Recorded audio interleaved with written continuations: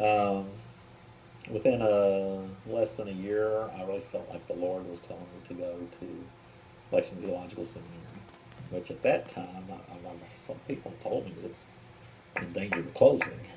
Their enrollment's down so far. I don't know how true that is, but I think that was probably the main seminary for the disciples at that I was time. wondering if it was did anything to the disciples. Excuse me. I was there I started in the spring, so it was January of '84 till the beginning of '85. And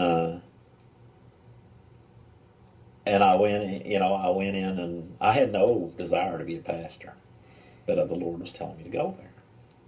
So I went in to talk to our pastor about going as a Timothy of the church, of the congregation. And he really shocked me because we were talking about this and that. We got onto the subject of our Christology, and at one point he looked me straight in the eye and he said, "Christ was not divine."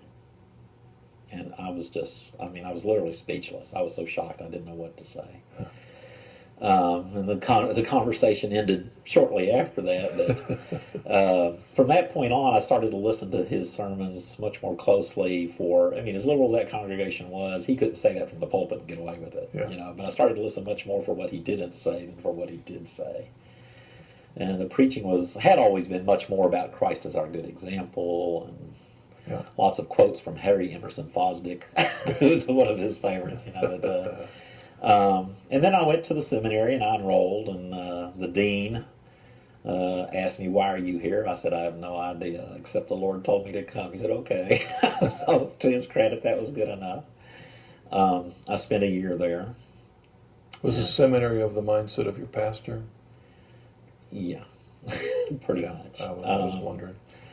I hate to label any good school. Well, he was a graduate Yeah. of that school too. Yeah. He was a native Lexington. Well, no, actually, he was from Maysville.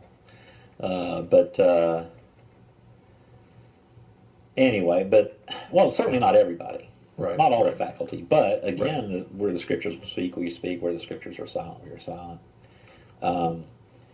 I heard classmates and even some of my professors at least openly questioning and sometimes ridiculing, things that I always understood to be kind of central tenets of Christianity, regardless of what group you're in, which is the Trinity, the divinity of Christ, the inspiration and infallibility of Scripture.